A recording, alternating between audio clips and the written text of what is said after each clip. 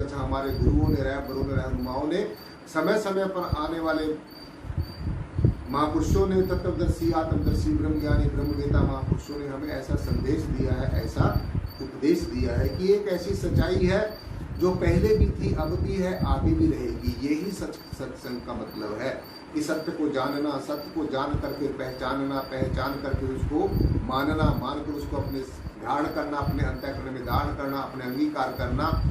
तो यही सत्संग का सीधा सीधा अर्थ होता है। तो अब हमने सत्य जानना है कि सत्य है क्या है। तो सत्य साध संगत जी, देखिए एक पुरुष होता है, फिर सद्गुरु उसको ज्ञान देकर महापुरुष बना देता है, और फिर एक सत्पुरुष होता है। सत्पुरुष जिन विवेक या सतगुरु किसका नाम, जो सत्पुरुष को जानता है, जो इस जय श्री प्रिय तुमने निराकार सर्वाधार विश्वाधार परम तत्व को जानता है, इसको पहचानता है और इसको मानता है, इसको धारण करता है, इसके कहे अनुसार चलता है, जो सर्वजन हिताय सर्वजन सुखाय की जो नीति है उसको अपनाता है, वासुदेव कुटुंब की धारणा को अपनाता है। ऐसे संत महापुरुषों का, ऐसे ज्ञानवान महापुरुषों का निश्चय जीवन कृत्य हो जाता है, धन्य हो जाता है। तो इसलिए अगर जीवन में साथ संगति सत्संग मिल गया तो समझो हमें सब कुछ मिल गया। अगर जीवन में सत्संग मिल गया तो समझो हमको सब कुछ मिल गया।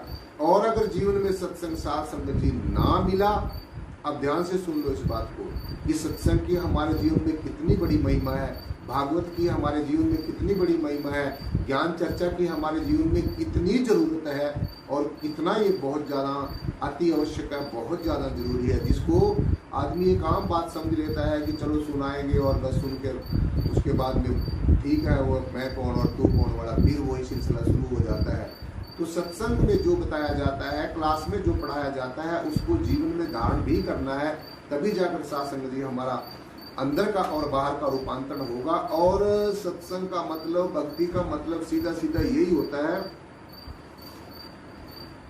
कि जो रूपांतरण हो, बदलाव हो, हमारे बाहर के जीवन में बदलाव हो और हमारे अंतर के जीवन में भी बदलाव हो। आंतरिक और बाहरी दोनों तरह का जो परिवर्तन है, जो रूपांतरण है, वो सत्संग में आकर ही पता चलता है। तो इसलिए जीवन में अगर सत्संग मिल गया तो सब कुछ मिल गया, और अगर सत्संग नहीं मिला साथ संगति तो ये समझो फिर हमारे जीवन में कुछ भी नहीं है। ऐसे ही हमारा जीवन निरर्थक है। परमेश्वर की चर्चा के बिना, परमेश्वर के यशोगान के बिना, परमेश्वर के आत्मा रूपी जो रसपान है, आत्मरस का जो रसपान करना है, ये भी सत्संग में आकर ही मिलता है। और जो हमारी सुप्त अवस्था में जो पड़ी हुई जो आत्मा है, वो साथ संगति जागरूक होती है, उसमें जागृति आती है, वो सचेत हो जाती है। तो इसलिए सत्संग में आकर साथ संगत जी जो शुद्ध बुद्ध और मुक्त स्वरूप आपका आत्मा है, देखिए ये शरीर भी आपका स्वरूप है। आप ये शरीर भी हो, लेकिन ये शरीर होते हुए भी शरीर नहीं है। आप ये इंद्रियां, ज्ञानेंद्रियां, कर्मेंद्रियां भी हो, लेकिन ये सब कुछ होते हुए भी आप ये नहीं हो। आप मन भी हो, लेकिन मन होते हुए भी आप मन नहीं हो। आप मन से सूक्ष्म बुद्धि भी हो, लेकिन बुद्धि होते हुए भी आप बुद्धि नहीं हो। बुद्धि से सूक्ष्म जो चित्त है, जिससे चिंतन किया जाता है, तो आप चित्त होते हुए भी चित्त नहीं हो। और इससे बड़ी जो खतरनाक जो बात है, जो भक्ति मार्ग में सबसे बड़ी रुकावट वाली बात है, जो अहम है, अहंकार है। तो ये होते हुए भी आप अहंकार नहीं हो। आप इन सब से पार और इन सब से परे, मन से परे, बुद्धि से परे, चित्त से परे, अहंकार से परे, आप एक पावन पवित्र अजर अमर और अविनाशी आत्मा हो। ये भी आप ही हो। लेकिन अब ये आपके ऊपर निर्भर करता है कि आप अभी तक अपने शरीर भाव तक ही सीमित है, या शरीर भाव से ऊपर उठकर मनोभाव तक भी चले गए हैं, या आप अभी बाहरमुखी कर्म क्रियाओं में तो नहीं फंसे हुए हैं, अभी बाहरमुखी, बाहर की जड़ चीजों की पूजा अर्चना में तो नहीं फंसे हुए हैं, इंसान के बनाए भगवानों के पीछे तो नहीं ऐसे कल्पनाओं में फंसे हुए हैं। तो ये तो साधक के ऊपर डिपेंड करता है, जिज्ञासु के ऊपर निर्भर करता है साथ संगत जी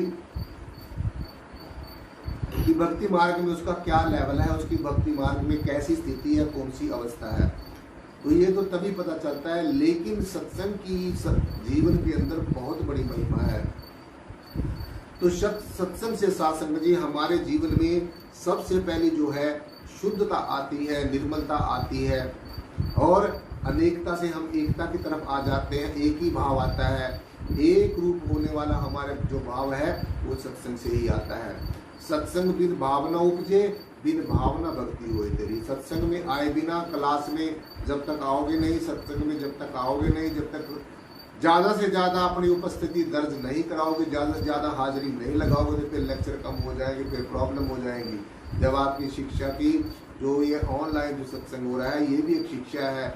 ये दीक्षा की जो शिक्षा और दीक्षा जो मैंने आपको बताया जीवन में बहुत ज़्यादा जरूरी है। शिक्षित भी बनना है, उसके साथ साथ में दीक्षित भी बनना है। शिक्षित बनना है और दीक्षित बनना है। शिक्षा भी उच्च स्तर की लेनी है और जो दीक्षा है वो भी साथ संग जी हमें ये जो परब्रह्म निराकार सर्वाधार विश्वाधार परम तत्व का ज्ञान है और इसका ध्यान है। ये जो पराविद्या है, इससे बड़ी अध्यात्म में कोई विद्या नहीं है। ये अध्यात्म की पराकाष्ठा है, ये परम चरम पराकाष्ठा है। तो इसलिए जो प्योरिटी है और जो श्योरिटी है, जो शुद्धता है, विशुद्धता है, ये साथ संग जी हमारे मन की जो मलिनता है, जब सदगुरु भगवान के मुखारविंद से निकलेंगे जो पावन वचन है, मैंने आपको बहुत बार बताया है कि हमारे शास्त्रों ग्रंथों में गुरुओं की वाणी में ऐसा बताया है कि सदगुरु के मुख के अंदर ब्रह्म प्रकट होता है और फिर ब्रह्म ये हमें बोलकर बताकर भी चला जाता है। और ये जो जीव है फिर ये अपने जीवपणे में फंसा रहता है, संसारिकता में फंसा रहता है। तो साथ संग जीवो, इसकी अपनी कमी है। तो सत्संग से हमारे अंतर में शुद्धता, विशुद्धता, प्योरिटी और श्योरिटी आती है।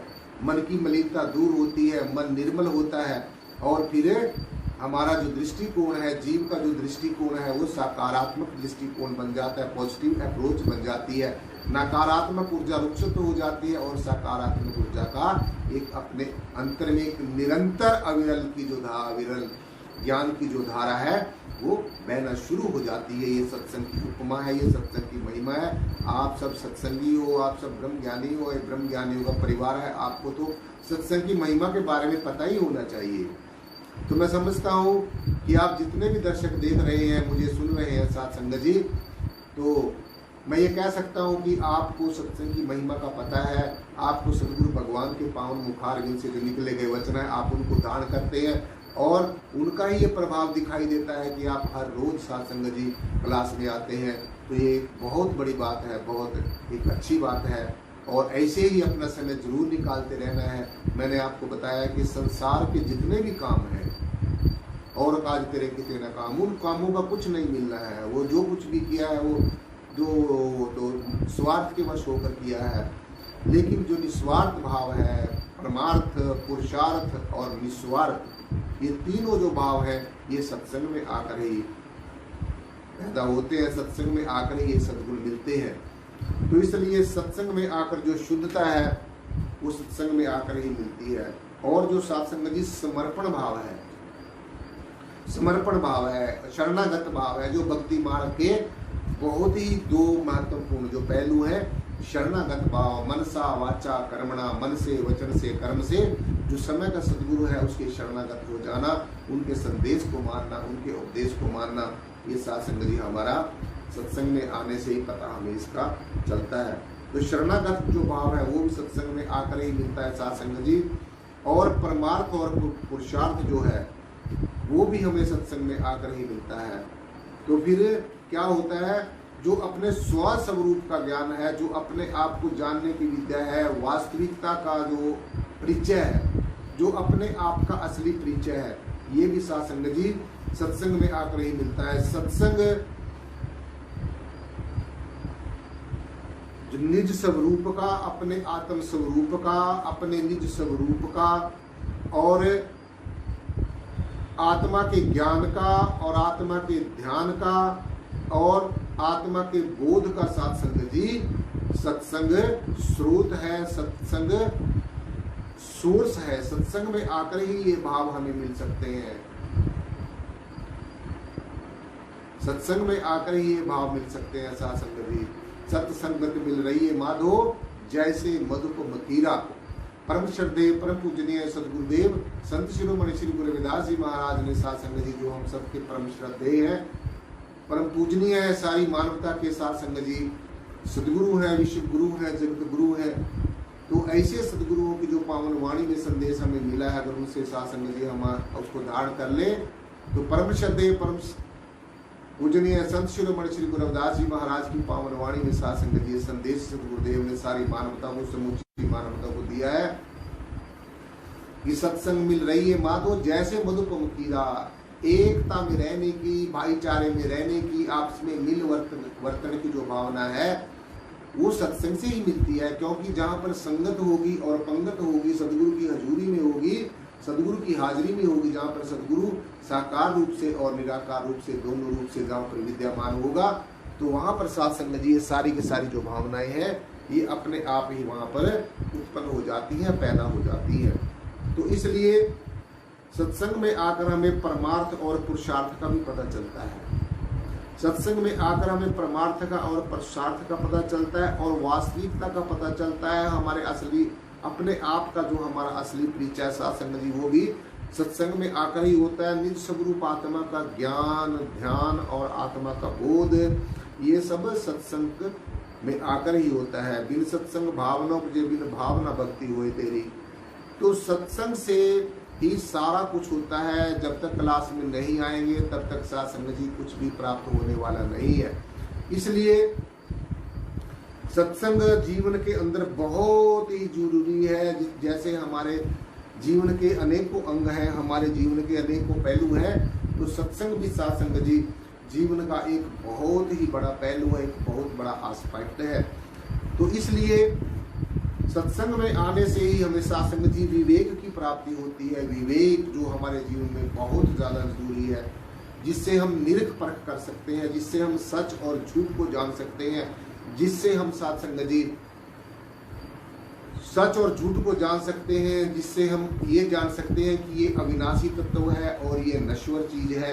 ऐसा जो विवेक है, ऐसा जो ज्ञान है, वो भी सत्संग जी सत्संग से आकर ही होता है। तो विवेक और निज स्वरूप की जो निरख और परख करने की जो शक्ति है वो सत्संग में आकर ही जागृत होती है। तो बिन सत्संग न हरि कथा, तेह बिन मोह नहीं भाग, मोह गए बिन राम पद, होए ना दृढ़ अनुराग। बिन सत्संग और हरि कथा, बिना सत्संग के और हरि की चर्चा के, बिना भागवत के, बिन सत्संग न हरि कथा, तेह बिन मोह नहीं भाग। जो भक्ति मार्ग में मोह है, ममता है, अहंता है, तृष्णा है, वासना है, ये तब तक नहीं भागेगी जब तक सत्संग जी हम अपने सद्गुरु भगवान के सानिध्य में बैठकर उनके मुखारविंद से निकले हुए जो पावन आशीष वचन है, जब तक हम ये नहीं सुनेंगे तो तब तक बिन सत्संग और हरि कथा तेह बिन मोह नहीं भाग। जो मोह रूपी पास है ये नहीं भागेगा। मोह गए बिन राम पद, और जब तक मोह नहीं जाएगा तो तब तक राम पद, निर्वाण पद, मोक्ष और मुक्ति का पात्र नहीं बन सकेंगे। मोह गए बिन राम पद, होए ना दृढ़ अनुराग। एक राग होता है, एक अनुराग होता है। दृढ़ जो अनुराग होता है भक्त के मन में, जिज्ञासु के मन में, शिष्य के मन में जो अनुराग होता है, राग नहीं अनुराग, होए ना दृढ़ अनुराग। जब अनुराग दृढ़ हो जाता है तो फिर सत्संग जी परमेश्वर के हमेशा अंग होने का एहसास हो जाता है। तो इसलिए सच और झूठ का, अच्छाई और बुराई की जो निरख और परख करने वाला विवेक है वो भी हमें सत्संग से ही प्राप्त होता है। अब आप देखो, जब से भी आप क्लास में उपस्थित होते हैं, सत्संग में आते हैं और ये ज्ञान चर्चा निरंतर सुनते हैं और निरंतर नित्य प्रति परमेश्वर की बंदगी करते हैं, खुदा की इबादत करते हैं, तो सत्संग जी फिर आपको अपने जीवन में बदलाव जरूर लाता होगा। ऐसा कोई भी जिज्ञासु महापुरुष यहाँ पर संत महापुरुष नहीं बैठा होगा जिसके जीवन में बदलाव ना आता हो।